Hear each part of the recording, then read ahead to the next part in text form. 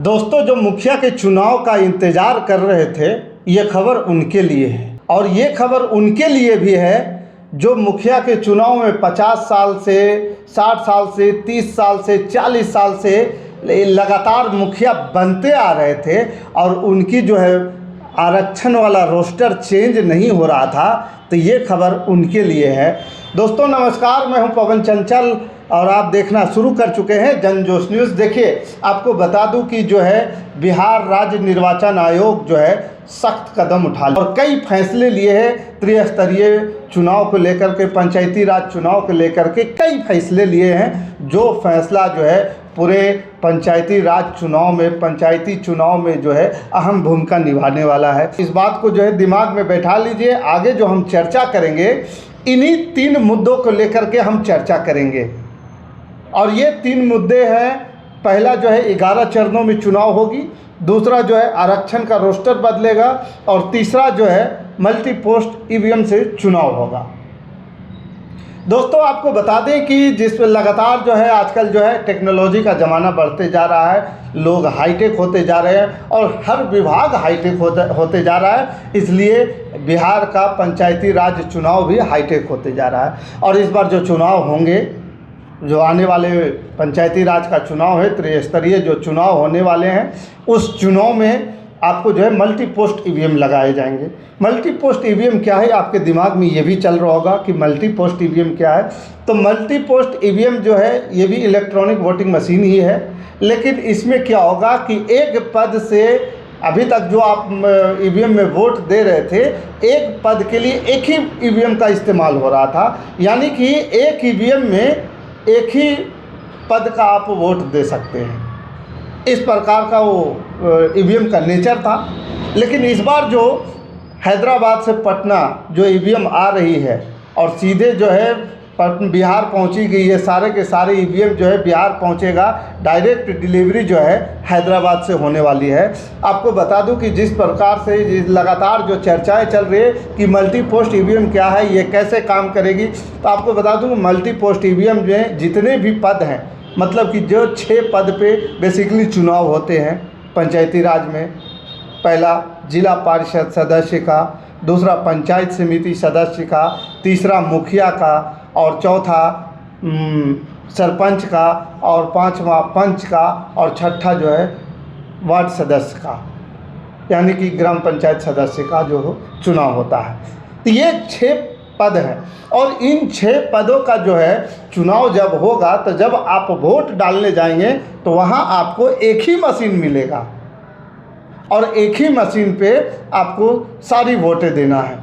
मतलब कि एक वोट, जैसे आप जिस प्रकार से मुखिया के पहले वोट दे लिए, तो उसके बाद जो है आपको जो है वार्ड सदस्य का वोट का जो है जो भी एक क्रमवार जो है चुनाव आयोग जिस प्रकार से सेट करेगी उस प्रकार से मिलेगा। लेकिन मैं आपको सिर्फ सूचना के लिए ये बातें बता रहा हूँ कि एक एक करके जिस पोस्ट के लिए आप वोट डाल देंगे, उसके बाद दूसरे पोस्ट के लिए वोट डालना होगा, फिर तीसरे के लिए, चौथे के लिए, 5वें के लिए, छठे के लिए, एक एक करके सारे पोस्ट का वोट जो है, सारे पदों की वोट जो है एक ही मशीन में होगी। और इससे क्या होगा पता है? इससे क्या होगा कि जितने भी अभी एक से अधिक ईवीएम जब जाता है किसी बूथ पर, तो कई लोग उसके लिए तैनाती की जाती है।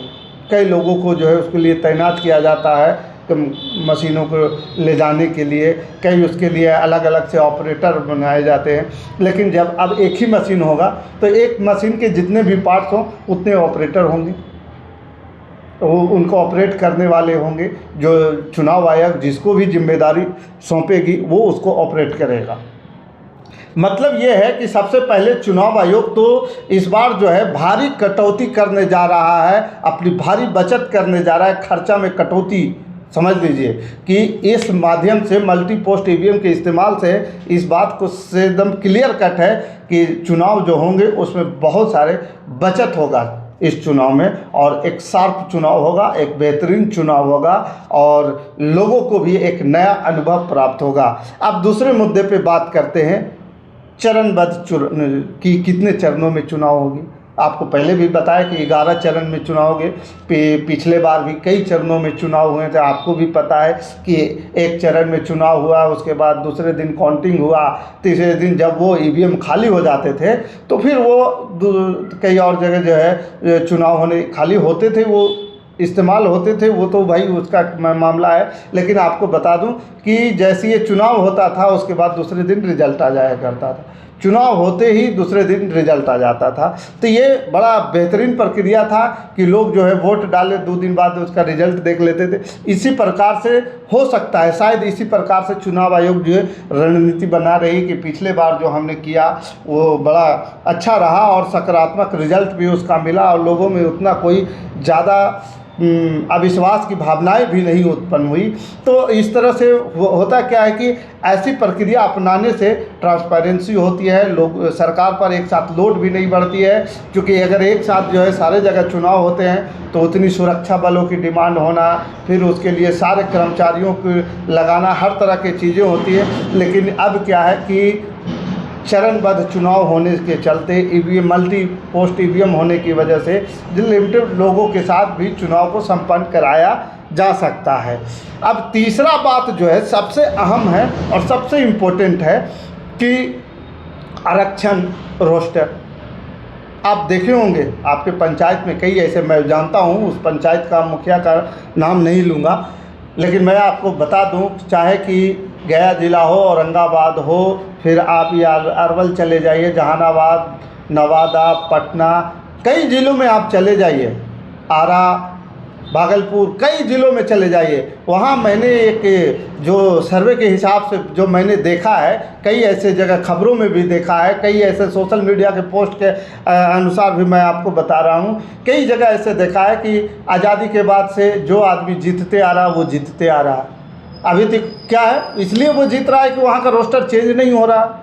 अरे भाई जनरल हुआ तो उसके बाद फिर जो है रिजर्व में हुआ, रिजर्व में भी ईबीसी कैटेगरी में गया, SC ST कैटेगरी में गया, तो मान लिया जाए एक बार पुरुष एक बार महिला, तो 10 साल, बहुत ज़्यादा तो आप 10 साल रह सकते हैं आप जो है पुरुष महिला मिला करके।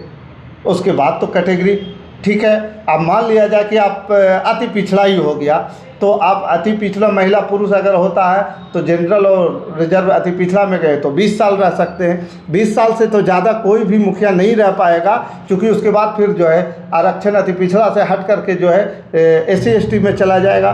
तो इसका मतलब अगर कोई 30 साल 40 साल 50 साल से मुखिया बना हुआ है और उसके परिवार वाला मुखिया बनते आ रहे हैं, तो इसका मतलब क्लियर कट मामला है कि आरक्षण रोस्टर में कहीं ना कहीं गड़बड़ी हो रहा था। और इस बार चुनाव आयोग का सख्त आदेश है, चाहे जो भी पंचायत हो, जैसा भी पंचायत हो, उसका जो है आरक्षण रोस्टर बदलना बहुत अनिवार्य है और बदल के ही रहेगा। अगर कोई भी व्यक्ति अगर ये सोच रहे हैं कि जो मुखिया के चुनावी की तैयारी कर रहे हैं वो सोच रहे हैं कि हमारे यहाँ नहीं बदलेगा, हम सेटिंग करके यहाँ के वो जैसे के तैसे रखवा लेंगे, तो समझ लीजिए कि इस बार जो है उस पर चुनाव आयोग का सख्त, उस अधिकारी के ऊपर चुनाव आयोग का डंडा भी चल सकता है। जिस हिसाब से चुनाव आयोग की तैयारी है, जिस हिसाब से चुनाव आयोग जो है रोस्टर को लेकर के अपने आप को प्रतिबद्ध कर रखा है। और दूसरी बात आपको एक और बातें बता दूं कि जनसंख्या अवरोही क्रम में जो है, ये जो इस रोस्टर में जो है जनसंख्या अवरोही क्रम का फॉर्मूला अपनाया जाएगा। इससे क्या, इसका मतलब क्या समझ रहे हैं कि जितनी जनसंख्या जिसकी सबसे ज़्यादा होगी उस जाति के लिए रिजर्वेशन पहला प्रायोरिटी माना जाएगा। लेकिन इसमें भी होगा कि अगर वो ऑलरेडी पहले से है, और ये आपको ये भी बता दूं कि ये जनसंख्या जनगणना जो है 2011 वाला जो है जनसंख्या का डाटा उठाया जाएगा, उसी डाटा के आधार पर ये सारा काम होगा। तो आपको मैंने ये सारी चीज़ें बता दिया है कि अगर आप पंचायती चुनाव के लिए मैदान में उतरने वाले हैं, पंचायती चुनाव में अगर आप एक अच्छे नेता को चुनने वाले हैं, तो प्रतिनिधि हो या आमजन, सभी के लिए ये आपको सूचना मैं बता रहा हूँ कि इस बार 11 चरणों में चुनाव होंगे, मल्टी पोस्ट ईवीएम का इस्तेमाल होगा और आरक्षण रोस्टर बदलेगा। बाकी आप क्या सोचते हैं, आप क्या विचार रखते हैं, आप हमें कमेंट कर ज़रूर बताइएगा। हमारे साथ बने रहने के लिए धन्यवाद। जय हिंद, जय भारत।